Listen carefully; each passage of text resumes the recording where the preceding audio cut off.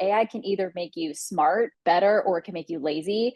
And don't let it make you lazy, right? Don't build bad habits with AI because at the end of the day, you are the value. And if you don't want AI to replace your role, add that value, inject your point of view or, what you are taking from AI, personalize it, because to Jack's point, like folks are going to know when it's not authentically you. And that, you can't leave to AI to come up with who you are. And I think that's a piece that needs to stay genuine is how are you going to take the information that you're learning and gathering and bring it with your perspective and your experience and, be a student, right? Formulate opinions based on what you're getting from AI, but it should not be a copy and paste exercise. It should be okay, how am I going to be better or be smarter, be a thought leader with the information that I have? And that's where I think, yeah, authenticity is definitely going to play a big role as we introduce more AI into our process.